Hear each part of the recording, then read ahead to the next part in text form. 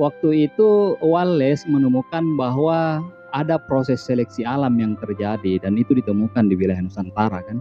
Oke. Dan hasil risetnya ini kemudian dikirimkan saat itu ke Darwin yang juga sedang menggagas soal teori evolusi atau seleksi alam ya. Oke. Dan ya hasil riset Wallace itu mendukung dari hasil penelitiannya Darwin.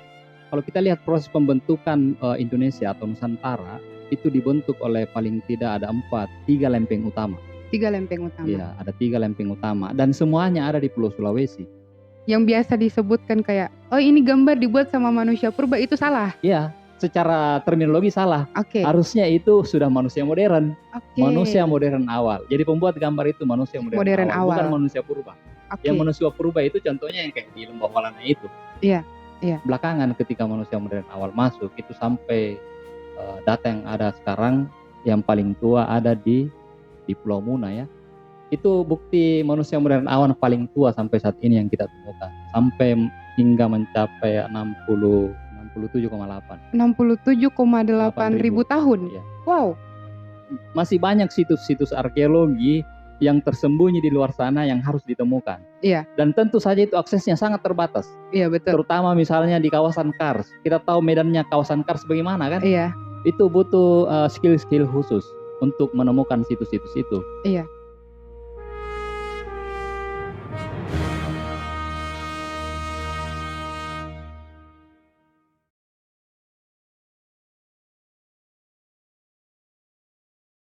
Halo teman-teman, selamat datang di episode pertama dari Diachronic Through Time and Space.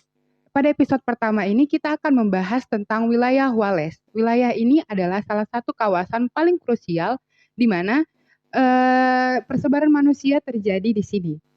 Kemudian episode ini akan menjadi fondasi pertama untuk memahami mengapa kawasan ini penting sebelum kita masuk ke topik-topik spesifik di episode sebelumnya. Saat ini kita bersama dengan Kak Basran Burhan, salah satu arkeolog asal Sulawesi Selatan yang terlibat langsung dalam penelitian-penelitian besar di wilayah Wallacea. Beliau aktif dalam riset kolaborasi nasional maupun internasional. Selamat datang Kak Basran Burhan. Selamat datang di episode pertama di podcast ini. Terima kasih sudah mengundang saya di sini. Oke. Kak Basran, kita mulai dari pertanyaan dasar dulu nih.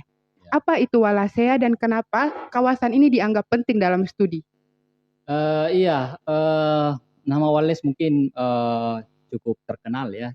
Cuma mungkin sangat masih kurang yang paham soal awal mulanya nama ini. Okay. Wallacea itu diambil dari nama seorang peneliti, Wallace, petualangnya saat itu dan datang ke wilayah Nusantara untuk melakukan riset. Oke. Beliau ini naturalis dari Inggris yang punya nama lengkap Alfred Russel Wallace. Dan ya fokus penelitiannya memang lebih banyak fokus soal flora fauna ya wilayah Nusantara. Dan hasil penelitiannya ini kemudian menghasilkan satu demarkasi batas imajiner yang membedakan flora fauna yang ada di barat dan di timur yang dibatasi oleh Selat Makassar ya sampai ke selatan Pulau Lombok, Bali dan Lombok. Oke, jadi awalnya beliau ini memang bukan fokus pada persebaran manusia purba, tapi memang cuma fokus di persebaran flora dan fauna di timur dan di barat Indonesia. Iya, betul. Iya. Oke. Dan ya kita juga tahu bahwa ini hasil riset dari Wallace itu kemudian berkontribusi sangat besar terhadap teori evolusi yang digagas oleh Darwin ya. Oh. Iya. Ada perannya di situ. Iya, karena waktu itu Wallace menemukan bahwa ada proses seleksi alam yang terjadi dan itu ditemukan di wilayah Nusantara kan. Okay. Dan hasil risetnya ini kemudian dikirimkan saat itu ke Darwin yang juga sedang menggagas soal teori evolusi atau seleksi alam ya. Okay. Dan ya hasil riset Wallace itu mendukung dari hasil penelitiannya Darwin. Oh, jadi secara tidak langsung Wallace ini berperan penting dalam teori evolusi yang digarap oleh Darwin. Iya, betul sekali. Itu besar sekali perannya. Ya. Oke. Kemudian Kak Basran, dari sudut pandang geologi dan lingkungan, apa yang membuat Pulau Sulawesi ini penting dan unik dari pulau-pulau di Indonesia lainnya? Iya, sebelum kita masuk mungkin bahas soal geologinya, Oke. saya ingin jelaskan di sini soal ini ya. Ada dua istilah sebenarnya. Yang pertama disebut dengan garis Wallace, Mhm. yang kedua adalah Wallacea. Nah, ini dua hal yang berbeda. Itu Jadi, ada perbedaan. iya, ini dua hal yang berbeda. Garis Wallace itu garis demarkasi dari utara ke selatan, mulai dari Pulau Sulawesi, mengeluarkan tidak termasuk Filipina ke selatan, Jadi dia batasnya di antara sini, Bali dan Lombok. Nah, dari itu. sini naik Ya, ke utara terus belok ke timur laut. sini. Ya, ke timur laut. Oke. Jadi Filipina tidak masuk ya. Dan Oke. ini disebut dengan garis Wallace. Ah, ya. Nah, pulau-pulau yang ada di antaranya ke arah timur Timur itu dibatasi oleh ada namanya garis Lydekker. Lydekker. Ya, Lydekker. Itu yang membatasi antara pulau-pulau yang ada di sebelah barat antara Papua dan Australia. Dari sini Ya, itu ke utara, ke ke selatan, selatan melengkung, melengkung. kemudian antara Timur Leste dan Australia Oh, garisnya. jadi dari Di sini selatannya naik Timur Leste. naik ke atas. Ya, ke utara Oh, melengkung, kemudian ke ke utara ya. utara. Oke. Nah, wilayah di antara ini, pulau-pulau ini itu disebut dengan Wallacea. Jadi Oh, ada ribuan pulau di wilayah wilayah Wallacea. Wallacea. Dan Sulawesi adalah pulau terbesar yang ada di Wallacea. Oke. Jadi secara geologi ini pentingnya wilayah ini itu bagaimana, Kak? Iya, kalau kita lihat dari segi geologi, disinilah keunikannya Pulau Sulawesi ya. Karena kalau kita lihat proses pembentukan Indonesia atau Nusantara, itu dibentuk oleh paling tidak ada tiga lempeng utama. 3 lempeng utama. Iya, ada tiga lempeng utama. Dan semuanya ada di Pulau Sulawesi. Apa-apa itu, Kak? Nah, di sebelah barat, Barat ini? ya barat antara Kalimantan, Jawa, Sumatera, Ya. itu disebut dengan lempeng Eurasia. Oke. Ini lempeng Eurasia nih di sebelah barat Yang ya. Di sebelah sini. selatannya sampai tenggara itu ada lempeng Indo-Australia. Nah, Ini ini nih, lempeng Indo-Australia bagian sini. yang bagian sini. Ya. Oke. Terus di timur lautnya ada lempeng Indo-Pasifik. Indo-Pasifik bagian sini. Indo-Pasifik. Ya, itu di timur laut kan. Uh-uh. Ada lagi lempeng yang lebih kecil itu lempeng Filipina. Nah, Oke. keempat ini yang saling ketemu sehingga membentuk Pulau Sulawesi. Jadi pertemuan antara lempeng-lempeng ini bertemu dan terjadi pengangkatan Ya. sehingga terbentuklah Pulau Sulawesi. Makanya dia bentuknya banyak sekali dengan lengannya kan, mirip huruf K. Oke. Karena pertemuan lempeng tadi. Oke, jadi sebenarnya Pulau Sulawesi ini tidak seperti yang kita pahami bahwa dari dulu memang berdiri sendiri, tidak bergeser ataupun apapun itu. Dia Iya. adalah pecahan-pecahan lempeng lain yang bersatu. Iya, betul. Oke. Jadi pertemuan berbagai lempeng yang saling ketemu dan bentuk pulau yang unik seperti huruf K. Tetapi perlu diingat bahwa ini masa ketika manusia belum sampai di Pulau Sulawesi. Oke, jadi ini belum ada manusianya. Ya. Jadi kalau cari manusia ketika lempeng-lempeng masih terpisah itu mungkin sulit ya, Kak? Ya. Oke. Kemudian seperti yang tadi Kakak jelaskan bahwa tujuan utama Alfred Wallace itu dia mencari keunikan flora dan fauna. Kemudian bagaimana flora dan fauna di wilayah ini itu membentuk cara hidup dan adaptasi manusia yang menghuni pulau ini. Iya, asumsi utamanya adalah bahwa manusia itu perilaku hidup manusia itu dibentuk oleh lingkungan ya, itu asumsi utamanya kan, baik itu secara geologis maupun flora fauna yang ada di situ. Itulah yang membentuk perilaku manusia saat itu ya. Oke. Berangkat dari situ, ya kita tahu bahwa ketika manusia purba ya, mungkin di masa di Middle Pleistocene yang seperti yang kita temukan di Walanae, itu bergerak dari barat kemudian sampai di Sulawesi, itu kan menemukan lingkungan yang sangat berbeda dari sebelumnya. Iya, betul. Sehingga dibutuhkan adaptasi, menemukan lingkungan yang berbeda, menemukan tumbuhan yang berbeda, menemukan jenis binatang yang berbeda dari sebelumnya. Ya tentu membutuhkan penyesuaian di lingkungan barunya. Itu begitupun dengan masa-masa setelahnya. Misalnya ketika manusia modern awal sampai di Pulau Sulawesi di 50-60 ribu tahun yang lalu, itu juga akan menemukan hal yang sangat baru dibandingkan lingkungan sebelumnya. lokasi sebelumnya. Iya, betul. Jadi tentu dibutuhkan penyesuaian, dan itulah yang kita sebut dengan adaptasi kan. Iya. Ketika ya sebelumnya di lokasi sebelumnya misalnya di wilayah Kalimantan mungkin atau Jawa itu tidak ditemukan anoa, tapi ketika sampai di Sulawesi dapat anoa, Iya, betul. dan itu membutuhkan upaya untuk ya kalau ini dia dianggap sebagai sumber makanan karena ini adalah salah satu binatang yang besar saat itu, Iya, sumber protein paling paling besar. besar. Tentu ya butuh upaya untuk bagaimana caranya dia bisa diburu kan. Iya. Ketemu dengan sus celebensis, ketemu dengan babi rusa, itu sangat Iya. berbeda dengan kono-kono yang ada di Pulau Di Barat. iya. Kemudian Kak, jejak-jejak arkeologis apa yang bisa menjelaskan proses adaptasi manusia pada saat itu? Nah, ya kalau kita lihat sejak pertama manusia sampai di Sulawesi, ya kita tahu yang paling tua kan ada di lembah di selatan Pulau Sulawesi kan, di lembah Walanai. Itu data yang paling tua hingga saat ini. Iya. Belakangan ketika manusia modern awal masuk itu sampai data yang ada sekarang yang paling tua ada di Pulau Muna ya, di Pulau Oh, Muna. Pulau Muna. Iya, itu bukti manusia modern awal paling tua sampai saat ini yang kita temukan. Sampai hingga mencapai 67,8. 67,8 ribu tahun. Iya. Wow, tua sekali. Kan data sebelumnya 51.200. Iya, betul. Kemudian Dan ini iya penelitian terbaru baru saja publish beberapa hari lalu ya. oh iya. Dan itu fit ketemu dengan migrasi awal manusia modern awal di wilayah Wallacea. Karena Oh ya kita iya. kan tahu ada 65.000 di Australia, ada 63 sampai 73.000 di Sumatera. Iya. Ya tentu kalau Sulawesi adalah jalur persebaran, Iya. tentu waktunya ya ada di range itu juga kan. Iya, Nah betul. ini kita ketemunya di Muna. Oh iya. Tetapi kebudayaan seni ini nampaknya tidak berkembang. Tetapi justru berkembangnya sangat kompleks di wilayah Kars, Maros Pangkep kan. Itu dia. Itu dia yang menjadi pertanyaan saya. Ya. Karena berdasarkan riset-riset dan temuan sebaran seni cadas maupun artefak dan segala macam itu banyak di wilayah selatan. Tapi Ya. temuan terbaru ternyata di wilayah Tenggara, Pulau Muna itu adalah yang paling tua. Ya. Oke.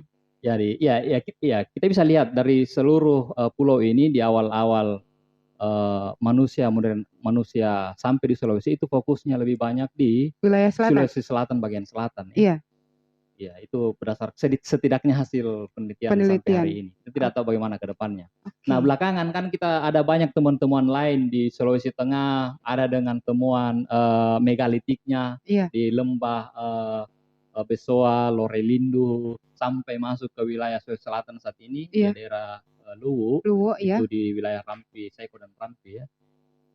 Terus di utara misalnya juga ada kebudayaan Waruga, kebudayaan batu ya, model pemakaman dalam wadah batu. Ya jadi memang Sulawesi kalau kita lihat ya sangat ini tergantung dari masanya ya. Iya. Jadi tiap masa dan di beberapa bagian di Sulawesi menjadi fokus perkembangan sejarah kebudayaan di Sulawesi. Oke, ternyata kita dapat insight baru mengenai penemuan lukisan ya Kak? Lukisan. Penemuan lukisan tertua dengan usia 67,8 ribu tahun. Oke, ini secara perkembangan riset pasti sudah pesat. Bisa dijelaskan sedikit Kak, bagaimana perkembangan riset arkeologi di wilayah Sulawesi pada umumnya? Seperti itu Kak. Perkembangan riset, ya ini agak panjang mungkin ya karena ya saya baru mulai bergelut dengan arkeologi itu di 2000-an awal ya, dan sudah ada banyak senior-senior kita yang pernah melakukan riset di wilayah ini, khususnya di Sulawesi Selatan bagian selatan. Iya. Iya, saya beberapa hal penting yang menjadi perdebatan seingat saya, misalnya soal kasus di temuan artefak batu yang sampai 1 juta di Lembah Walanai. Ya dulu peneliti menganggap wilayah ini itu artefak-artefak yang ditemukan di permukaan itu tidak lebih dari 50.000 tahun. Itu diajukan oleh Barstra ya. Oh iya. Karena ya memang wilayah ini sangat sulit untuk dilakukan penelitian yang sangat dalam, khususnya untuk pertenggalan karena dia low pen site. Sehingga Oke. dimunculkanlah asumsi bahwa walaupun ada fauna-fauna yang umurnya lebih tua, tapi itu dianggap beda konteks dengan artefak batu. Iya. Jadi saat itu ya kita menganggap bahwa manusia yang pertama sampai di sini itu sekitar 50.000 tahun lalu kan. Nah belakangan kemudian terbantahkan, ada temuan penelitian dari kerjasama juga dari Pusat Survei Geologi Bandung kerjasama dengan Australia, Iya. menemukan hunian manusia bahkan sampai 200.000 ya. Nah, itu bahkan yang terbaru tahun lalu itu bahkan sampai 1 juta kan. Itu 1 sangat juta tahun? ya, itu mengubah perspektif kita soal awal manusia sampai di Sulawesi. Iya iya iya, betul betul betul. Yang lain yang cukup signifikan juga kan soal temuan rokar. Iya iya, yang pernah viral gara-gara Erika itu. Itu. Ini juga cukup unik anunya, ya di awal sebelum tahun 2014, saya diajarkan di kampus, banyak peneliti menganggap bahwa lukisan-lukisan itu tidak lebih tua dari 4.000. Itu asumsi, itu yang diajarkan dan itu yang kita pahami Iya saat itu. iya. Dan karena dianggap bahwa tidak mungkin manusia modern awal mampu membuat lukisan Lukisan. secantik itu kan. Iya iya iya, betul betul. Itu hanya mampu dibuat oleh pendatang belakangan Iya atau petani awal. iya iya. Makanya dibatasi mentok di 4.000 karena petani awal datang di wilayah ini ya 4.000 tahun yang lalu. Iya, betul. Tapi semua itu dibantahkan ketika ada penelitian kerjasama dengan Australia dengan melakukan pertanggalan langsung dan hasilnya saat itu 40.000 bilang di buku saya. 40.000. Ya, Itu awal, ya itu yang pertama sekali? ya itu publikasi pertama sekali dan setelahnya kan ada banyak sekali penelitian-penelitian lanjutan itu bahkan sampai di 51.000 bahkan sampai 67.000, 68.000. Oke, tadi kita sudah mendengarkan Kak Basran menceritakan pengalaman-pengalaman riset atau teori-teori yang dulunya pernah dijelaskan di kampus. Saya penasaran nih, dari semua riset yang Kak Basran jalankan, lakukan, apa yang paling mengubah perspektif Kakak melihat sejarah manusia di wilayah Sulawesi? Ya sebelum masuk situ lagi ilmiah, saya mau nambahkan satu hal. Ini juga Oke, penting boleh untuk boleh. melihat bagaimana perkembangan penelitian arkeologi ya, Iya khususnya masa-masa Pleistosen. Karena ini yang cukup agak ribet lah, agak kompleks untuk penelitian di masa-masa itu. Dulu kita diajarkan kalau kalau kita melakukan ekskavasi, iya. ada 2 alasan utama ekskavasi dihentikan. Yang pertama dapat bedrock, Iya? yang kedua dapat lapisan steril. Ok Steril itu maksudnya ya tidak ada lagi temuan di lapisan itu kan. iya. Dan yang ketiga kalau mau dimasukkan karena fundingnya, Oke. habis uang. Oke. Tuh. Oke oke. Nah, belakangan ini kemudian berubah dengan adanya beberapa temuan lain di tempat lain, khususnya temuan dari liang gua ketika ditemukan Homo floresiensis. Iya. Ya dulu kalau orang ekskavasi dapat ekskavasi di gua khususnya, Mhm. dapat batu Sudah? berhenti karena Oke. dianggap itu bedrock. Iya. Padahal kalau kita belajar soal proses pembentukan gua, phylogenesis, Iya? iya itu kan jelas sekali bedanya yang mana bedrock, yang mana ornamen gua yang menutupi lantai. Oh iya. Oke. Nah, di liang gua waktu itu dapat flowstone dan dianggap itu flowstone itu ornamen gua ya yang menutupi lantai dan itu Iya. dianggap Bedrock? lapis bedrock. Oke. Artinya tidak ada lagi Tidak ada lapisan lagi di temuan di bawahnya. bawah. Tapi ternyata setelah dijebol, ya ternyata disitulah Homo floresiensis. Oh. Terus yang lain dapat lapisan tufa yang ketebalannya sampai 1 meteran dan itu dianggap lapisan steril kan. Iya. Nah, setelah digali terus lewat lapisan itu ternyata dapat temuan yang sangat spektakuler Homo floresiensis dan asosiasi budayanya. Nah, ini juga yang kemudian dibawa ke wilayah Sulawesi Selatan, khususnya kawasan Kars, Maros Pangkep. Jadi karena kita sudah punya pengetahuan soal bagaimana proses pembentukan gua, proses sedimentasi, itu karena ada campur tangan dari ilmu geologi tentu saja ya. Iya. Itu ya karena kolaborasi dengan peneliti yang berhubungan dengan itu, akhirnya ya gali sampai dapat betul-betul bedrock, Bedrock. sampai mentok.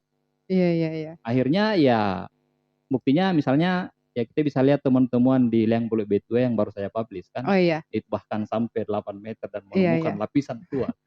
Ya itu salah satu efeknya. Oke. Oke Kak, sebelum itu nih, kan tadi kita sudah berkali-kali disebutkan Pleistosen Ya. supaya teman-teman paham bisa sedikit dijelaskan apa itu Pleistosen, apa itu pembagian-pembagian zaman biar teman-teman bisa mengerti Oh iya, istilah-istilahnya. iya betul ya. Jadi istilah Pleistosen, Holosen itu istilah geologis. Jadi itu pembagian waktu yang digagas oleh geologi. Ya, Jadi Pleistosen itu juga kemudian terbagi tiga. Ada Pleistosen awal itu sejak kurang lebih 5 jutaan tahun sampai di 1,2 juta ya. ya, Terus ada Pleistosen tengah dari 1,2 juta tadi sampai ke 600-700 ribu. Saya lupa angka persisnya.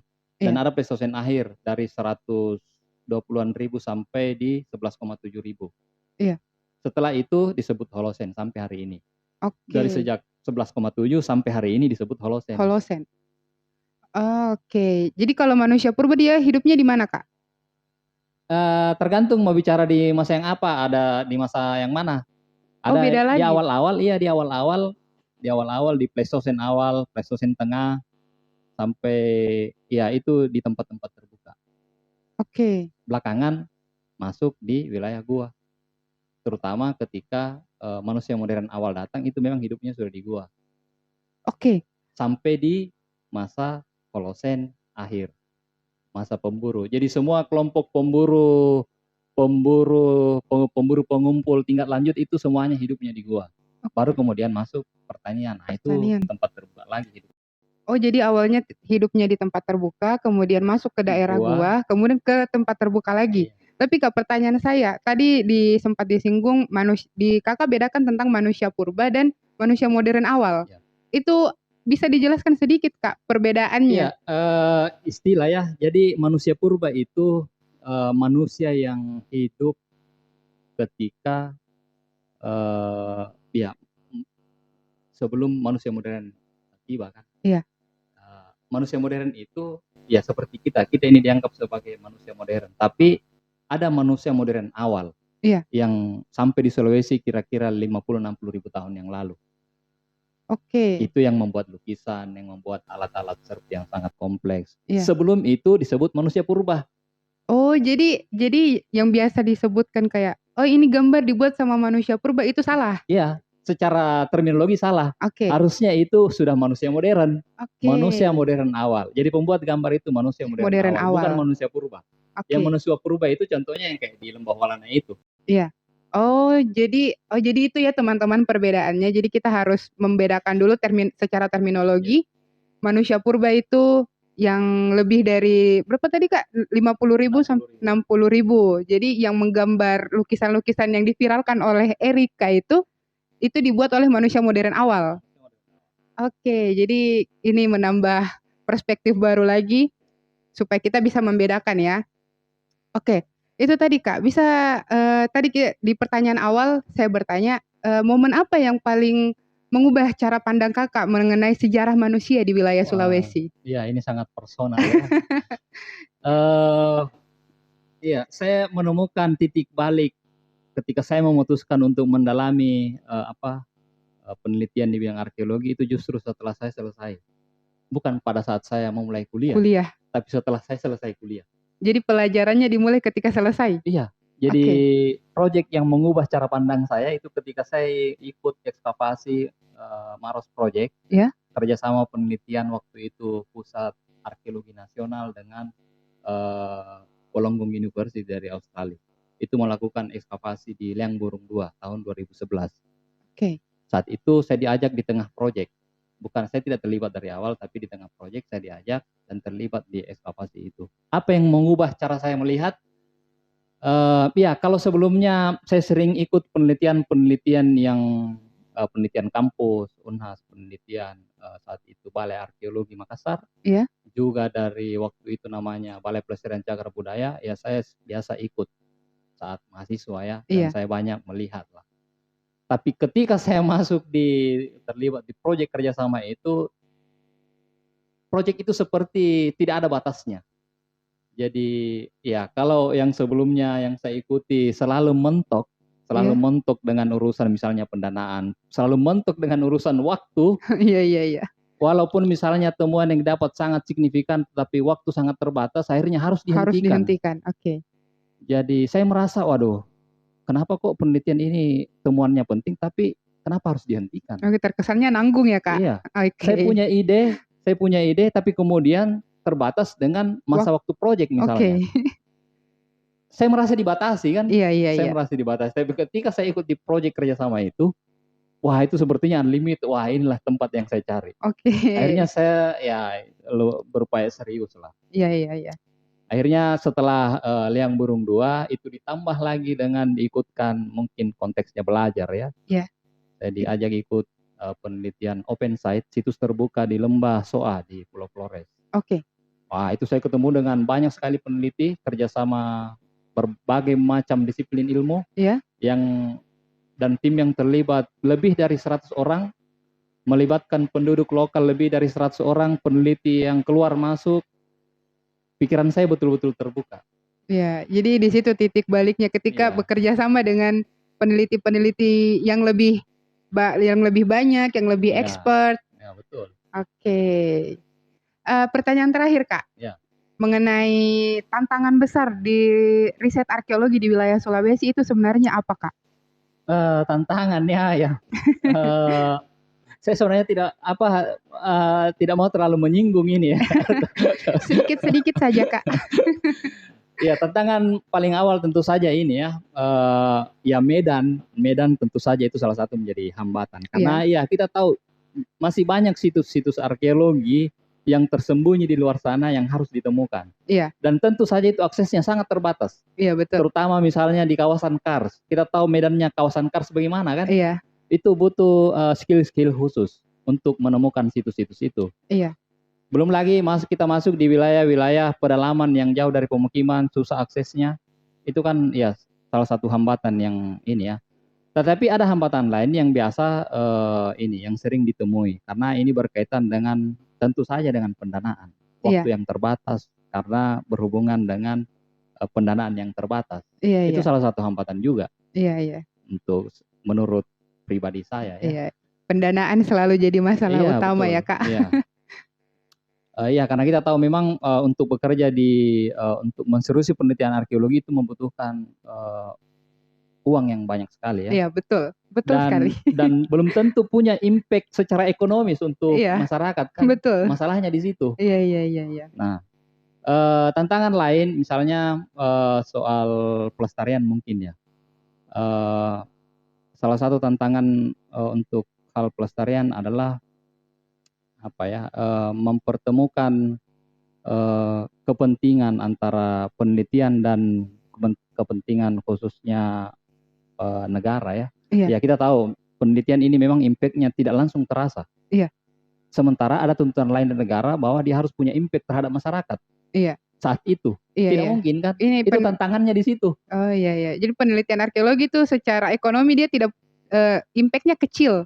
Dia tidak berefek langsung. Tidak berefek langsung. Jangka panjang kan? Oh iya. Dia panjang impact-nya. Ya kita lihat misalnya kayak penelitian soal temuan-temuan situs tertua di kawasan Kars Manus Pangkep. Ya. Setelah kita publikasikan kelihatan impact-nya kan. Ya. Banyak sekali kunjungan dari luar yang datang. Iya, betul.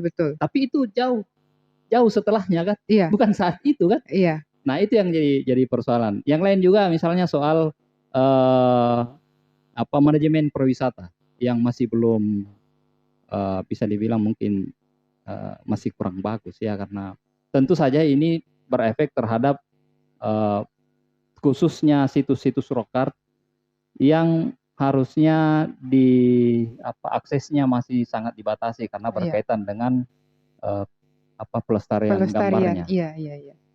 Jadi ya butuh manajemen yang lebih bagus agar temuan-temuan kita itu bisa bertahan lebih lama. Oke, jadi harus di-highlight dulu menjaga rock art untuk lebih bertahan lama juga adalah salah satu yang cukup tricky. Iya, kan tujuan utamanya bagaimana kita mengelola situs-situs ini supaya dia bisa bertahan lebih lama. Iya, Kan itu kan berbenturan dengan kepentingan PAD misalnya iya, yang harus semakin banyak pengunjung datang ke sana. iya. Oke. Oke, Kak Basran, mungkin itu saja pertanyaan dari kami. Terima kasih banyak atas waktunya hadir di podcast ini. Jadi itu tadi teman-teman bahwa wilayah Wallacea ini adalah salah satu wilayah yang sangat krusial. Namun perhatian untuk penelitian di wilayah ini cukup sedikit, tapi impact-nya cukup besar begitu. Baik dari segi pariwisata, segi ilmu pengetahuan, seperti itu. Sulawesi menyimpan rekaman panjang mengenai migrasi manusia, hominin awal maupun manusia modern hingga saat ini.